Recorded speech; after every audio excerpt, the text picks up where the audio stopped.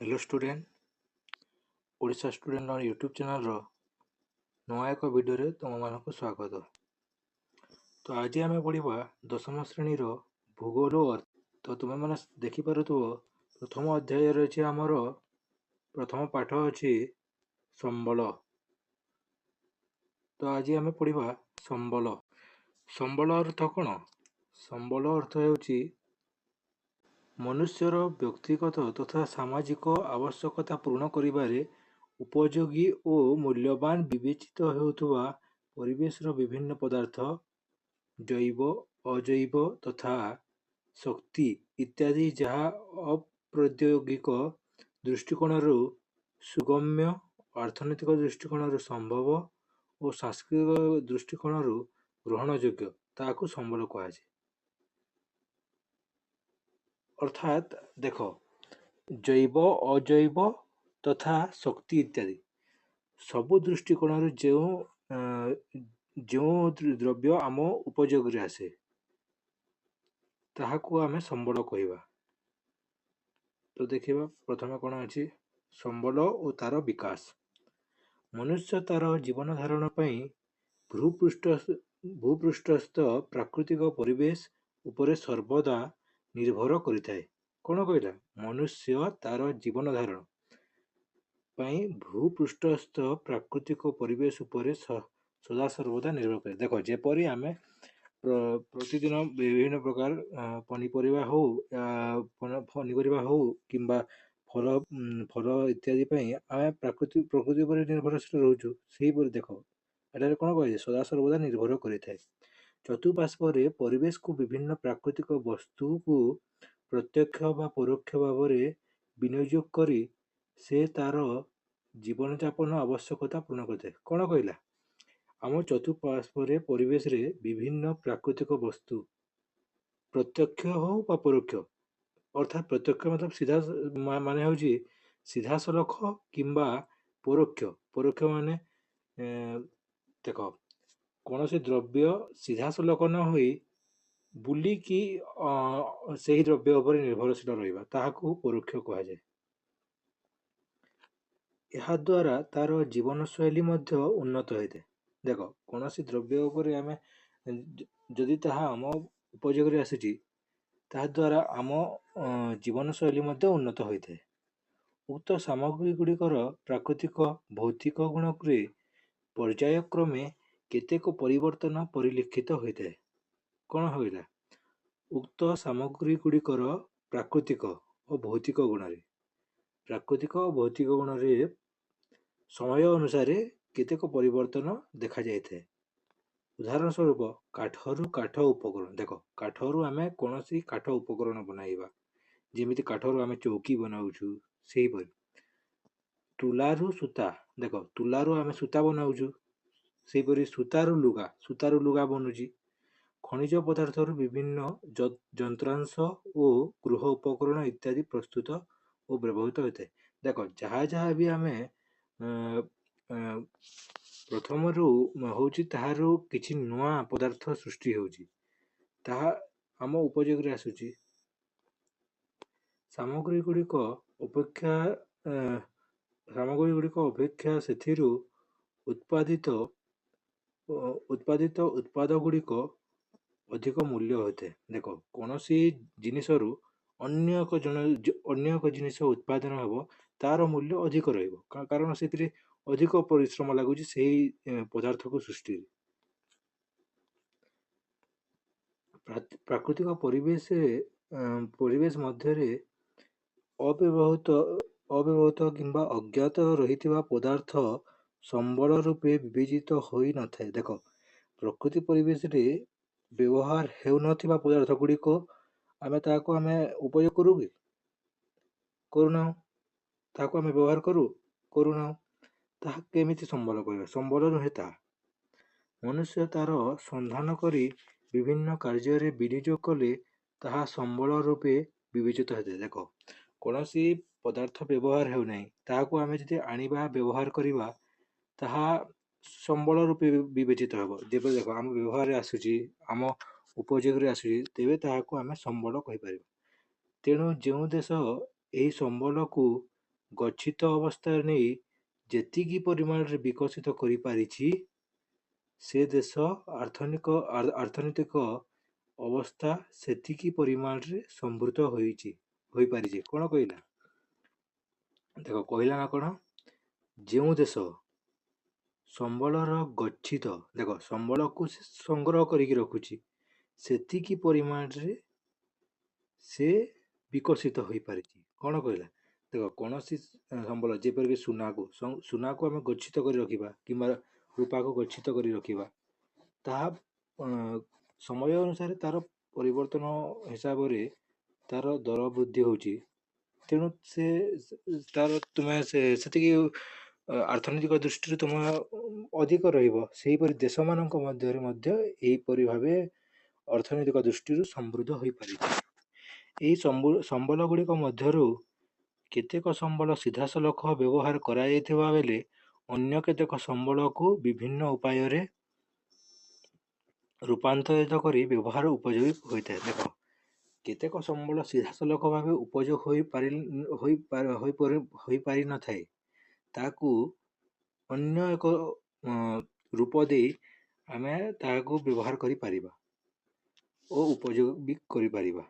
ଏହି ରୂପାନ୍ତରଣ ପ୍ରକ୍ରିୟା ପ୍ରାକୃତିକ ପରିବେଶରେ ପ୍ରକୃତି, ମନୁଷ୍ୟ, ପ୍ରାଦ୍ୟୋଗିକ ଓ ଅନୁଷ୍ଠାନ ମଧ୍ୟରେ ଥିବା ପରସ୍ପର ନିର୍ଭରଶୀଳତା ଉପରେ ନିର୍ଭର କରିଥାଏ। କ'ଣ କହିଲା? ଏହି ପରିବର୍ତ୍ତନଟି ପ୍ରାକୃତିକ ପରିବେଶରେ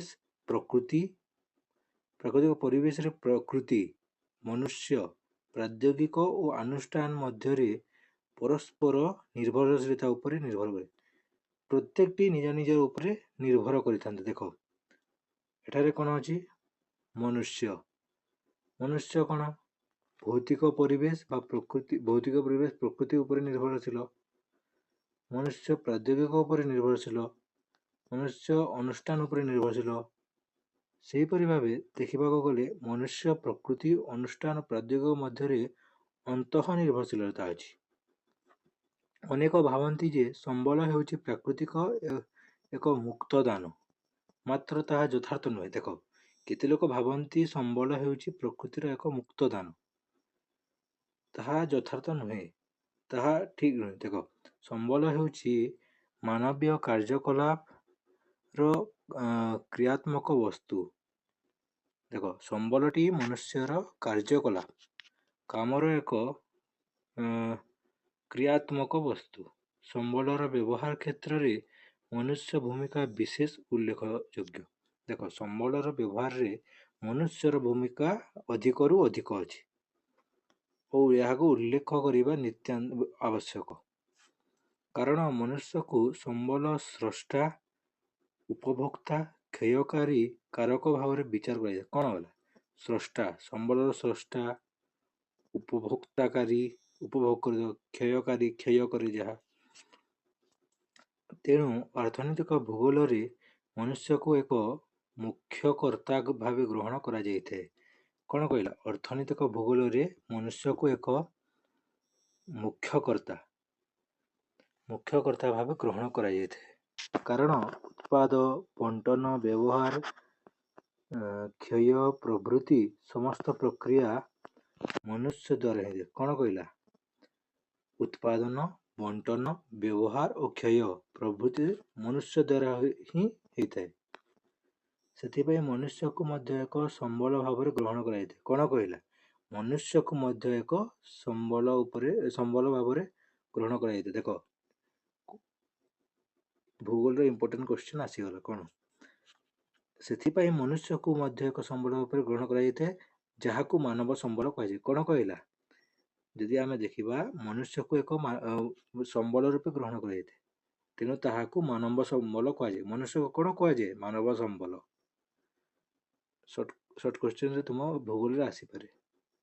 କୌଣସି ଦେଶରେ ଲୋକମାନେ ଜୀବନ ଧାରଣର ମାନ ଉକ୍ତ ଦେଶର ସମ୍ବଳ ଓ ଜନସଂଖ୍ୟାର ଗୁଣ ଆକାର ଉପରେ ନିର୍ଭର କରିଥାଏ। କ'ଣ କହିଲା? କୌଣସି ଦେଶର ଲୋକମାନଙ୍କର ଜନଧାରଣର ମାନ ଉକ୍ତ ଦେଶର ସମ୍ବଳ ଓ ଜନସଂଖ୍ୟା ଜନସଂଖ୍ୟାର ଗୁଣ ଓ ଆକାର ଉପରେ ନିର୍ଭର କରିଥାଏ। ତେଣୁ କୌଣସି ଦେଶର ସଭ୍ୟତା କିମ୍ବା ଅର୍ଥନୈତିକ ବିକାଶ ଉକ୍ତ ଦେଶର ଜନସଂଖ୍ୟା, ପ୍ରାକୃତିକ ସମ୍ବଳ ଓ ମନୁଷ୍ୟମାନଙ୍କର ସମ୍ବଳ ବ୍ୟବହାରକାରୀ ଗୁଣ ଉପରେ ନିର୍ଭର କରିଥାଏ। ସମ୍ବଳ ଚାରିଗୋଟି ବିଶେଷତ୍ୱ ହେଉଛି ଉପଯୋଗିତା, କାର୍ଯ୍ୟଦକ୍ଷତା, ସୁଲଭତା ଏବଂ ପରିବର୍ତ୍ତନଶୀଳତା। ଦେଖ କ'ଣ କହିଲା,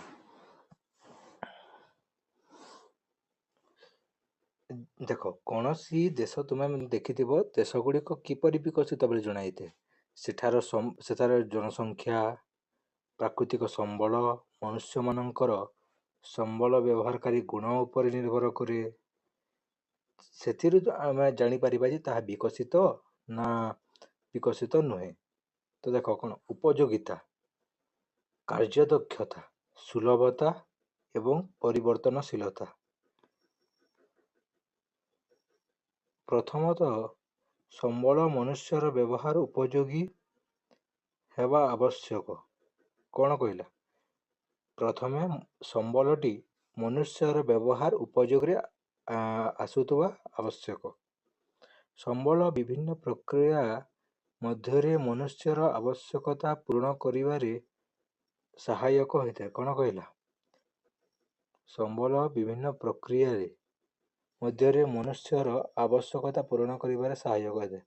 ବିଭିନ୍ନ ପ୍ରକ୍ରିୟା ଦ୍ୱାରା ସମ୍ବଳ ମନୁଷ୍ୟମାନଙ୍କର ଆବଶ୍ୟକତା ପୂରଣ କରିବାରେ ସାହାଯ୍ୟ କରିଥାଏ। ଚତୁର୍ଥତଃ, ବ୍ୟବହାର ଅନୁସାରେ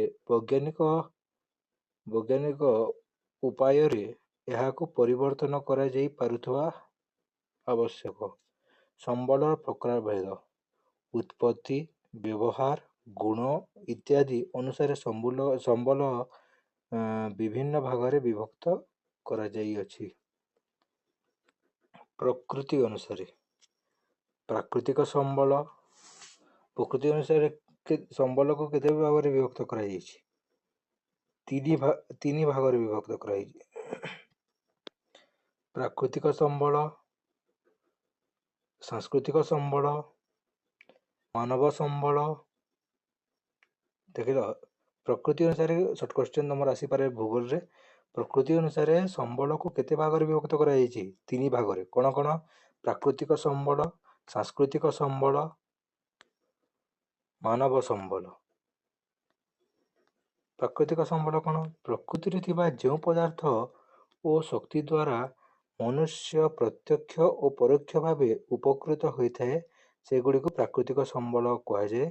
ଯଥା ଭୂମି, ମୃତ୍ତିକା, ଅରଣ୍ୟ, ବନ୍ୟପ୍ରାଣୀ, ଜଳବାୟୁ, ଖଣିଜ ପଦାର୍ଥ, ଶକ୍ତି ଇତ୍ୟାଦି। କ'ଣ କହିଲା? ଦେଖ, ପ୍ରକୃତିରେ ଥିବା ବିଭିନ୍ନ ପଦାର୍ଥ ଓ ଶକ୍ତି ଦ୍ୱାରା ଯଦି ଆମେ ଉପକୃତ ହେଉଛୁ, ପରୋକ୍ଷ ହେଉ ବା ପ୍ରତ୍ୟକ୍ଷ ହେଉ ବା ପରୋକ୍ଷ, ସିଧାସଳଖ ହେଉ ବା ସେ ବୁଲିକି ଆସିକି ସେଇ ପଦାର୍ଥ ଦ୍ୱାରା ଆମେ ଯଦି କୌଣସି ପଦାର୍ଥ ଦ୍ୱାରା ଉପଯୁକ୍ତ ହେଉଛୁ, ତାହାକୁ ପ୍ରାକୃତିକ ସମ୍ବଳ କୁହାଯାଏ। ଯେପରିକି ଦେଖ, ଭୂମି ଦ୍ୱାରା ଆମେ ଉପଯୁକ୍ତ ହେଉଛୁ, ମୃତ୍ତିକା ଦ୍ୱାରା ବି ମଧ୍ୟ ଉପଯୁକ୍ତ ହେଉଛୁ, ଅରଣ୍ୟ ଦ୍ୱାରା ବି ହେଉଛୁ, ବନ୍ୟପ୍ରାଣୀ ଦ୍ୱାରା ବି ହେଉଛୁ, ଜଳବାୟୁ ଦ୍ୱାରା ବି ହେଉଛୁ, ଖଣିଜ ପଦାର୍ଥ ଦ୍ୱାରା ହେଉଛୁ, ଶକ୍ତି ଇତ୍ୟାଦି।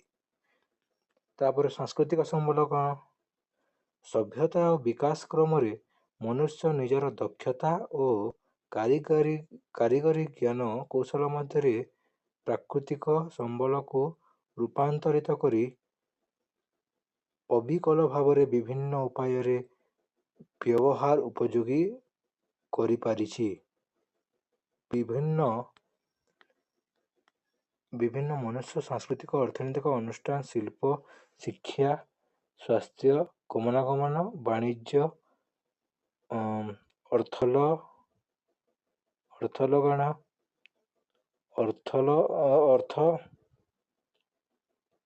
ଅର୍ଥ ସଞ୍ଚାଳନ, ସାମାଜିକ ରାଜନୈତିକ ଅନୁଷ୍ଠାନ ଏହି ସମ୍ବଳର ଅନ୍ତର୍ଗତ। କ'ଣ କହିଲେ? ଦେଖ, ସାଂସ୍କୃତିକ ସମ୍ବଳ କ'ଣ? ଯଦି ସଭ୍ୟତା ଓ ବିକାଶ କ୍ରମେ ଯଦି ମନୁଷ୍ୟ ନିଜର ଦକ୍ଷତା, କାରିଗରୀ ଜ୍ଞାନ କୌଶଳକୁ ପ୍ରାକୃତିକ ସମ୍ବଳ ଓ ଜ୍ଞାନ କୌଶଳ ମଧ୍ୟରେ ପ୍ରାକୃତିକ ସମ୍ବଳକୁ ରୂପାନ୍ତରିତ କରି ତାହାକୁ ପରିବର୍ତ୍ତନ କରିକି କିମ୍ବା ଅବିକଳ ସେହିପରି ଭାବେ ଯଦି କୌଣସି ପଦାର୍ଥ ଯଦି କିମ୍ବା କୌଣସି ଜିନିଷ ସେ ସୃଷ୍ଟି କରିପାରୁଛି ଓ ଉପଯୋଗୀ କରିପାରୁଛି, ମନୁଷ୍ୟକୃତ ସାଂସ୍କୃତିକ ଓ ଅର୍ଥନୈତିକ ଅନୁଷ୍ଠାନ, ଶିଳ୍ପ, ଶିକ୍ଷା, ସ୍ୱାସ୍ଥ୍ୟ, ଗମନାଗମନ, ବାଣିଜ୍ୟ, ଅର୍ଥ ସଞ୍ଚାଳନ, ସାମାଜିକ, ରାଜନୈତିକ ଅନୁଷ୍ଠାନ ଏହି ସମ୍ବଳର ଅନ୍ତର୍ଭୁକ୍ତ। ତାପରେ ମାନବ ସମ୍ବଳ କ'ଣ? ମାନବ ସମ୍ବଳ ମନୁଷ୍ୟକୁ ସ୍ୱତନ୍ତ୍ର ଭାବେ ଏକ ବିଶିଷ୍ଟ ସମ୍ବଳ ଭାବେ ବିବେଚନା କରାଯାଏ। ମନୁଷ୍ୟ ଏବଂ ତାର ପରିବେଶ ଓ ସାଂସ୍କୃତିକ ସଂଗଠନ ମିଳିତ ଉପାୟରେ ସମ୍ବଳ ସୃଷ୍ଟି ହୋଇଥାଏ, ଯଥା ସଂରଚନା, ସଂସ୍ଥାନ, ଗୁଣବତ୍ତା ଇତ୍ୟାଦି। କ'ଣ କହିଲା? ଦେଖ, ମନୁଷ୍ୟକୁ କ'ଣ କୁହାଯାଏ? ମାନବ ସମ୍ବଳର ଅନ୍ତର୍ଭୁକ୍ତ ଅଟେ। ମନୁଷ୍ୟ ଓ ତାର ପରିବେଶ ଓ ସାଂସ୍କୃତିକ ସଂଗଠନ ମିଳିତ କାର୍ଯ୍ୟରେ ସମ୍ବଳ ସୃଷ୍ଟି ହୋଇଥାଏ। ଦେଖ, ପରିବେଶ ଓ ସାଂସ୍କୃତିକ ସଂଗଠନକୁ ନେଇ ମାନବ ସମ୍ବଳ ସୃଷ୍ଟି ହୋଇଥାଏ, ତାହାକୁ ମାନବ ସମ୍ବଳ କୁହାଯାଏ। ଦେଖ, ଯଥା ସଂରଚନା, ସଂସ୍ଥାନ, ଗୁଣବତ୍ତା ଇତ୍ୟାଦି। ତ ଆଜିର ଭିଡ଼ିଓ ଏତିକିରେ ଶେଷ କରିବା। ପାର୍ଟ 2ରେ ଆମେ ପଢ଼ିବା ଉତ୍ପତ୍ତି ଅନୁସାରେ ସମ୍ବଳକୁ କେତେ ଭାଗରେ ବିଭକ୍ତ କରାଯାଇଛି। ତାପରେ ଆମେ ବିଭିନ୍ନ ପ୍ରକାରର ସମ୍ବଳର ପଢ଼ିବା। ଠିକ୍, ଯଦି ଭଲ ଲାଗିଥିବ ତେବେ ଭିଡ଼ିଓକୁ ଲାଇକ୍ କର, ଆଉ ନୂଆ ନୂଆ ଏପରି ଭିଡ଼ିଓ ଦେଖିବା ପାଇଁ ଆମ ଚ୍ୟାନେଲକୁ ସବସ୍କ୍ରାଇବ୍ କର, ଓଡ଼ିଶା ଷ୍ଟୁଡେଣ୍ଟ ଲର୍ନ ୟୁଟ୍ୟୁବ୍ ଚ୍ୟାନେଲକୁ। ଧନ୍ୟବାଦ।